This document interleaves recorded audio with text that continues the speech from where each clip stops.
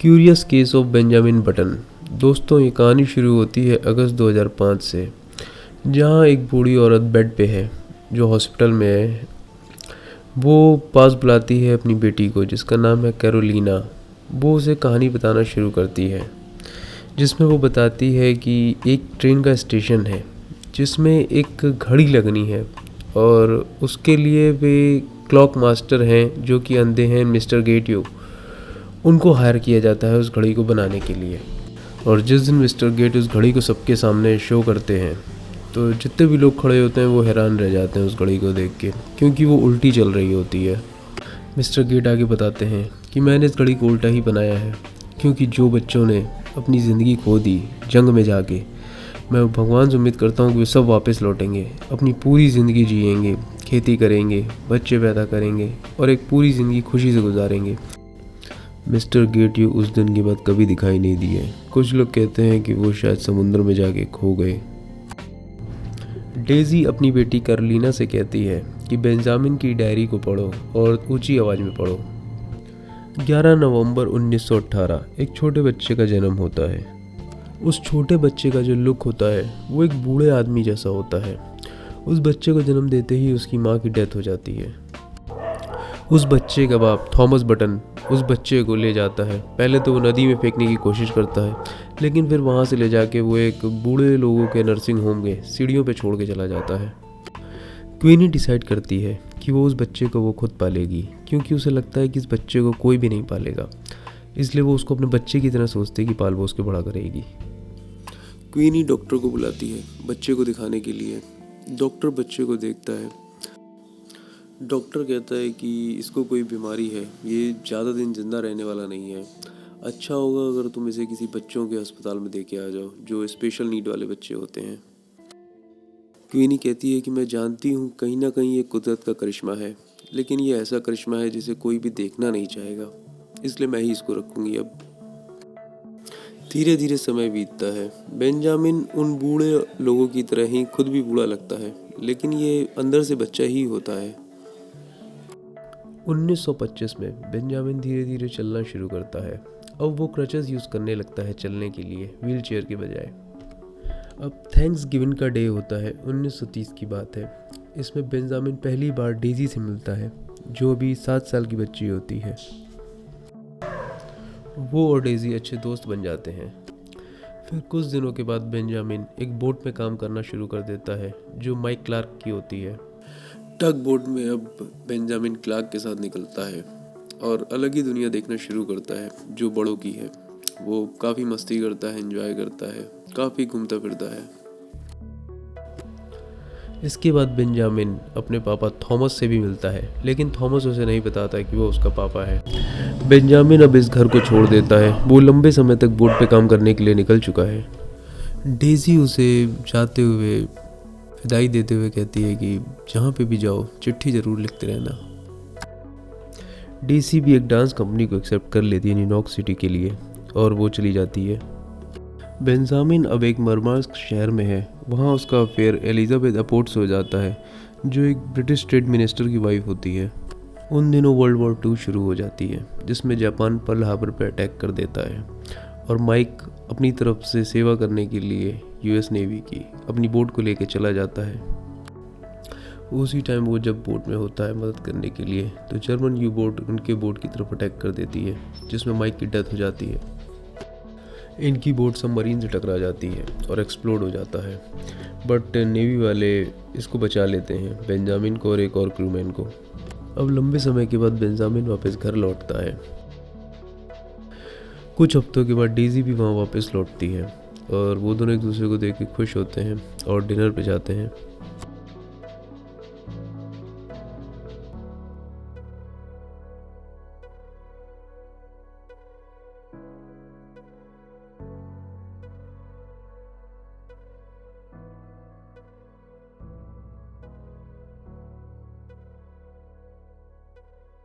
Thomas Benjamin से मिलने उसके पास आता है। थॉमस बेंजामिन को डिनर पे ले जाता है। डिनर के बाद वो उसे अपनी फैक्ट्री दिखाने ले जाता है। वो बताता है हमारा बटन का बिजनेस बहुत ज़्यादा बढ़ गया है। अपनी फैक्ट्री दिखाते हुए थॉमस बेंजामिन को कहता है कि तुम ही मेरे बेटे हो। बेंजामिन अब अपनी माँ की फ़ोटो के पास जाता है, अपनी माँ को देखता है, बताता है कि भाई तुम्हारी माँ तुमको जन्म देते हुए डेथ हो गई थी। वो बताता है कि मैं भी अब कुछ दिनों का मेहमान हूँ, इस काम को संभाल लो। एक दिन बेंजामिन सुबह सुबह थॉमस को लेकर समुद्र के किनारे जाके बैठ जाता है और निकलते हुए सूरज को उसको दिखाता है। निकलता हुआ सूरज देख के उसके बाद उसकी आखिरी सांसें निकल जाती हैं और थॉमस की डेथ हो जाती है।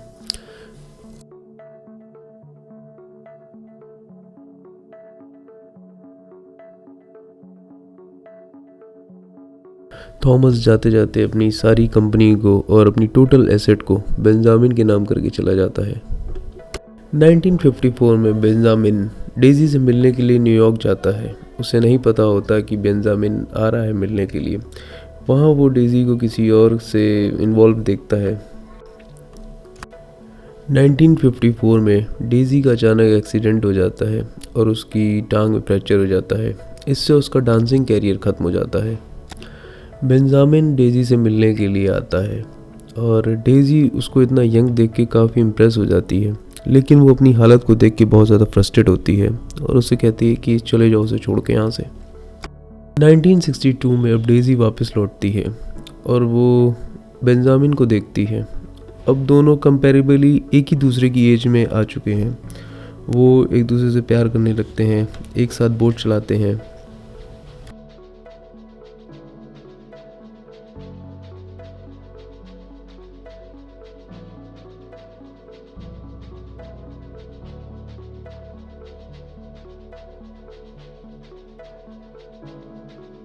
अब जब दोनों लोग वापस लौटते हैं तो वो देखते हैं कि क्वीनी की डेथ हो चुकी है। फिर वो दोनों एक साथ ही रहने के लिए लग जाते हैं। डेजी बेंजामिन को बताती है कि वो प्रेग्नेंट है, वो एक बेटी को जन्म देती है, ये कैरोलाइन ही है। 1968 का टाइम है। अब बेंजामिन को लगने लग गया है कि वो एक प्रॉपर फादर नहीं बन सकता, क्योंकि उसकी एज रिवर्स हो रही है, क्योंकि उसकी बेटी बड़ी हो जाएगी एज में और वो उससे छोटा होता जाएगा। ये सोच के वो अपनी कंपनी को बेचता है और अपनी सारी प्रॉपर्टी छोड़ जाता है। 1970 का टाइम होता है। वो चारों तरफ ट्रैवल कर रहा होता है। वो उन्हीं दिनों इंडिया में हिमालय भी आता है, वहाँ भी ट्रैवल करता है। 1980 का टाइम है। 10 साल बाद बेंजामिन वापस लौटता है, डेजी से मुलाकात करता है। अब डेजी किसी और से शादी कर चुकी है। वो अपने हस्बैंड को और बेटी को बेंजामिन से मिलवाती है। वो कहती है कि ये मेरा एक दूर का दोस्त है। वो बाद में बेंजामिन से मिलने उसके होटल आती है और निकल चुके हैं। अब 10 साल और आगे निकल चुके हैं। अब डेजी को एक सोशल वर्कर कांटेक्ट करते हैं। वो उसे बताते हैं कि उन्हें बेंजामिन मिला है, जो बहुत ही अब टीन एज में है और बहुत ही ख़राब हालत में है। वो बताते हैं कि उसकी डायरी में सिर्फ उसी का नाम था। वहाँ के सोशल वर्कर डेजी से बताते हैं ये पता नहीं कैसे बिहेव कर रहा है बच्चा, क्योंकि ये खा लेता है उसके बाद भूल जाता है। ये बिल्कुल ऐसे बिहेव कर रहा है जैसे कि बहुत ओल्ड एज के लोग करते हैं। डेजी खुद एक बूढ़ी औरत हो चुकी है, लेकिन वो सब छोड़ के उस नर्सिंग होम में काम करने लग जाती है, क्योंकि अब वो बेंजामिन की केयर करना चाहती थी। वो अपनी बाकी की ज़िंदगी बेंजामिन की केयर करते हुए बिता देती है। अब डेजी बताती है कि टाइम बीत चुका है, ये 2002 आ चुका है और अब गेट की घड़ी को बदल दिया गया है एक डिजिटल घड़ी से, जो अब सही टाइम पे चलती है और आगे की तरफ बढ़ रही है। अब 2003 की बात है, जब बेंजामिन एक छोटा सा बच्चा है और वो डेजी के गोद में है। अब उसकी डेथ हो जाती है, जो वैसे तो छोटा बच्चा है, लेकिन क्रॉनिकली देखा जाए तो वो एक 84 ईयर की एज में आ चुका है। अब कैटरीना तूफान भी आ चुका है और वो स्टोर में रखी उस घड़ी को अपने साथ बहा के ले जाता है। इसी के साथ ये कहानी ख़त्म होती है। Thank you.